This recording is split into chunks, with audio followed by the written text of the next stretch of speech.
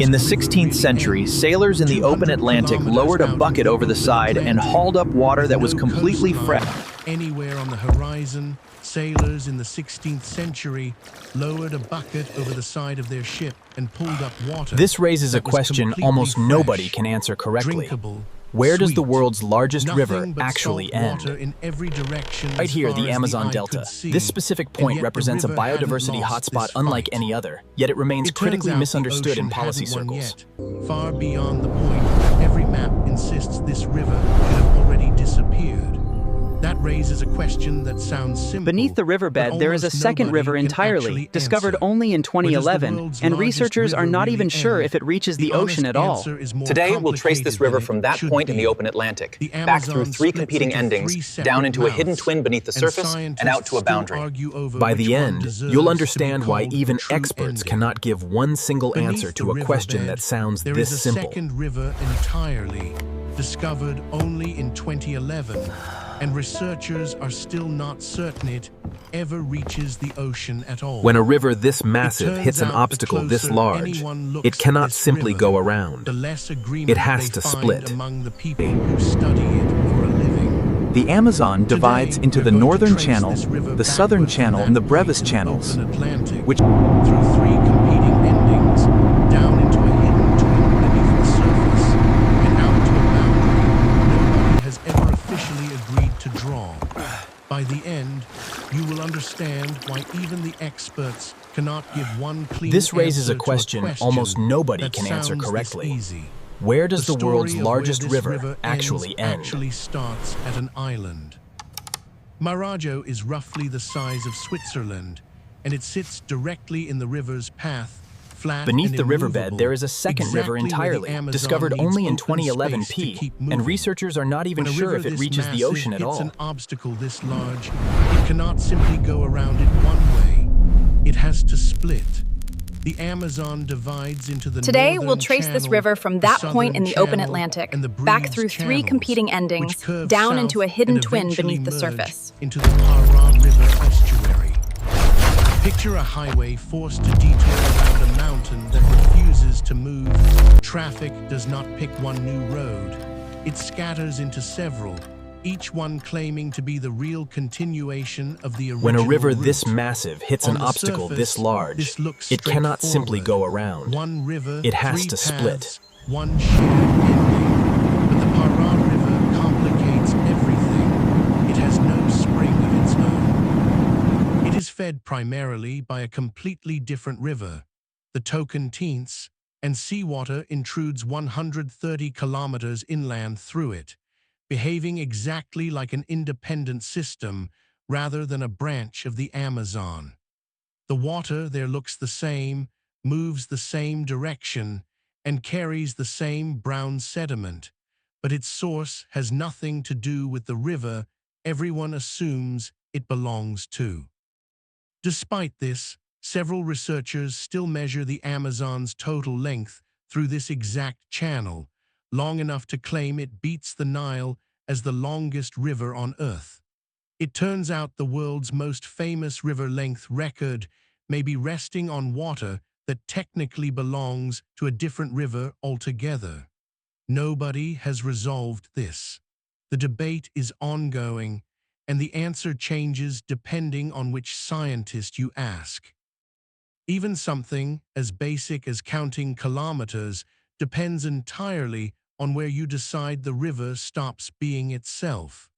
The water moving through these channels does not care which one gets official credit. It just keeps moving, indifferent to an argument that has lasted for decades among people standing on dry land, looking down at maps that were never built to handle a question this strange.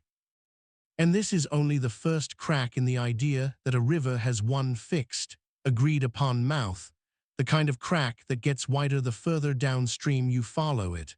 While that argument continues on paper, the river itself does something stranger in real life. A few times every year, it runs completely backward. During the equinox, the Atlantic Ocean generates enough force to overpower the river's outward flow entirely, and for a short window, the ocean simply wins. The result is a tidal wave known as the pororoca, and it is one of the most violent natural phenomena connected to any river on the planet. The wave reaches heights of up to 4 meters and travels back upstream at 30 kilometers per hour. Its roar can be heard a full hour before the wave itself becomes visible, rolling up the river like a warning that something massive is approaching long before there is anything to see. Sound here outruns the water that made it, so the danger always announces itself first, a full hour of warning for something that cannot be stopped regardless of how much notice you have. When it arrives, mature trees are torn out at the base and riverbanks collapse under the pressure. In 2003, Brazilian surfer Piqueruta Salazar rode a single pororoca wave for 12.5 kilometers, staying on his board for 43 minutes while dodging floating trees and debris in the churning brown water, never falling once across the entire ride. That is longer than most people spend on a treadmill, except every second of it carried the real possibility of being pulled under by the same wave keeping him upright. Between 1845 and 1850, repeated pororoca waves struck with enough force to permanently split Caviana Island into 2 separate landmasses. This was not erosion happening quietly over centuries. It happened within a handful of years, driven entirely by the river reversing itself against the ocean again and again until the land simply gave out. If a river can be physically forced backward twice a year with enough power to tear an island apart, then the idea that a river has one fixed direction, let alone one fixed ending, starts to fall apart completely. The boundary between river and sea flips violently at least twice a year, and no map anywhere marks that fact. And this is still only the part of the story that happens above ground. In 2011, geophysicists Valia Hamza and Elizabeth Pimentel made a discovery while reanalyzing decades-old data that nobody had thought to revisit. They studied temperature readings collected from 241 abandoned oil wells scattered across the Amazon basin, originally drilled for completely unrelated purposes. Hidden inside that heat data was evidence of a second river system running parallel to the Amazon, 4 kilometers beneath the surface, stretching roughly 6,000 kilometers, and in some places measuring 200 to 400 kilometers wide, wider than the visible river above it. This underground system became known as the Rio Hamza. Imagine the pressure building in your ears on a deep dive, the weight of water pressing in harder the further down you go. Multiply that by hundreds, and you're still nowhere near this depth.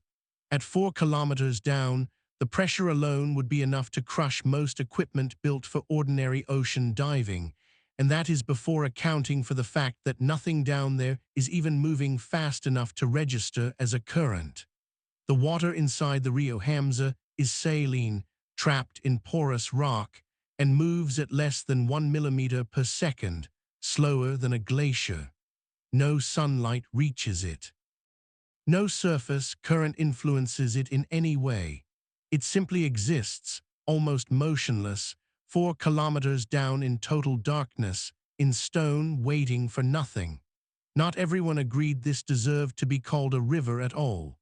Petrobra's geologist Jorge Figueiredo rejected the classification outright, arguing that water this saline and this nearly frozen in place, with no hydraulic connection to the surface river, has nothing in common with an actual flowing river. This disagreement has never been settled, and it leads directly to an even bigger unanswered question. Nobody knows whether the Rio Hamza ever discharges into the Atlantic at all. There is no confirmed outlet. There is no measured connection between this underground system and the river above it. For all anyone currently knows, it could be sealed permanently within solid rock, never reaching the ocean in any meaningful sense, despite running in the same direction for the same 6,000 kilometers as the river everyone already knows about. It turns out two rivers can share a name, a direction, and a length, while only one of them has ever actually been seen.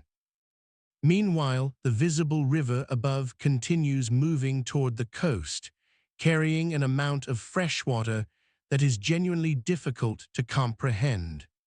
The Amazon discharges roughly 20% of all fresh water entering the world's oceans, more than the next 7 largest rivers on the planet combined. Logically, a river carrying this much sediment and water should build a massive delta, the same way the Nile built a clearly defined triangle of land that grew for centuries and is now visible from space. The Amazon has never built one. The reason comes down to a direct collision of forces. Extreme tides combine with a powerful current called the North Brazil Current, and together they drag sediment sideways along the coast before it ever has the chance to accumulate into solid land. Picture two freight trains running side by side at full speed, never quite touching. That is the standoff happening here, except the trains are made of moving water and drifting silt. Instead of forming a delta, the river dissolves into a sprawling 330-kilometer-wide estuary system, stretching from Cabo do Norte to Punta Patijoca, with no single, clearly defined edge anywhere inside it. Communities along this coastline have never had a fixed boundary to work with, since the water here refuses to hold a consistent shape from one season to the next. Past this estuary, the river creates an effect that becomes even harder to explain using normal logic. A distinct layer of freshwater floats directly on top of the denser ocean water beneath it, refusing to mix, similar to oil resting on top of vinegar in a kitchen jar, where no amount of shaking ever truly combines the two for long. This is known as the Amazon River plume, and it extends up to 400 kilometers out to sea, spreading across an area exceeding 1 million square kilometers of open ocean. The plume does more than simply float there. It functions as a one-directional filter. It allows nearly 45% of Brazilian marine species to ride ocean currents north into the Caribbean, while simultaneously blocking Caribbean species from migrating south through the same waters. A single floating layer of river water effectively deciding which species get to expand, their range, and which remain permanently restricted. Beneath this plume, in water kept in near total darkness for more than 6 months out of every year, scientists confirmed something in 2016 that contradicted decades of established marine biology.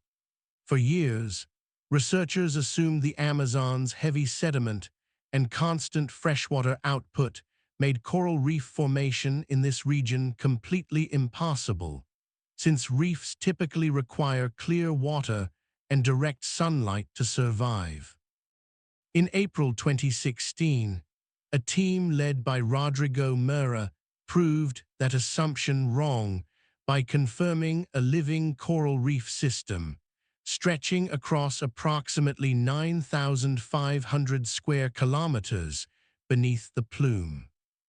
By 2018, submersible dives led by Ronaldo Francini Filho extended that estimate to as much as 56,000 square kilometers, although less than 5% of the entire reef has ever been directly surveyed by researchers. A gap in knowledge roughly the size of an entire country, sitting in water nobody expected to find anything alive in at all. This discovery became known as the Great Amazon Reef System. In its deepest shadow zones, sponges have been found hosting microbial communities capable of sulfate reduction, ammonia detoxification, and possibly even methane production, all while existing in a fully oxygenated environment, a metabolic combination that marine biologists still do not fully understand. Less than 5% of this reef has ever been seen directly by a human being, which means the vast majority of it still exists only as an estimate, a number scientists adjust every time a new survey reaches slightly deeper than the last one. Stand in a dark room long enough and you stop assuming it is empty. That is this reef exactly, written off as lifeless decades ago, quietly running one of the least understood ecosystems on the planet, directly beneath water that was never supposed to let anything survive in it at all. Francine Filho, after personally diving the reef, stated that its biodiversity rivaled entire forest ecosystems, while also admitting that scientists remain far from understanding its basic biological functions. It turns out an ecosystem dismissed as dead for decades is now considered one of the least understood reef systems on Earth, hiding in total shadow beneath a river that should have killed it outright, and somehow never did. Carrying all of this information back out to that same point in the open Atlantic, 200 kilometers from shore, changes the meaning of that original bucket of fresh water completely. That sailor was not witnessing some rare exception to how rivers behave. He was standing at the river's actual functional edge, 500 years before anyone had the scientific tools to explain why that edge existed that far out at sea. Every layer uncovered since then points back to that same simple fact he discovered with nothing more than a bucket and a rope, the channels arguing over which one is the real mouth. The underground twin that may be going nowhere at all, sealed in stone 4 kilometers down, moving slower than anything on Earth that still technically counts as flowing. The missing delta, replaced by an estuary with no edge that ever holds still. The plume, still carrying the river's chemical signature hundreds of kilometers into open water, far past where any schoolbook map says the story should already be finished. The reef, surviving in conditions that should have erased it completely, hiding in shadow nobody thought to check for over a century of marine science. None of these are separate stories. They are the same river, refusing at every single layer to end the way a map insists it should. It turns out the question was never really about geography at all. It was about how far a river is allowed to keep being itself before the rest of the world decides to stop calling it that. And on every layer examined so far, the Amazon has refused to give a clean answer. So where does the world's largest river really end? Based on everything currently known, there is no single answer that satisfies every definition.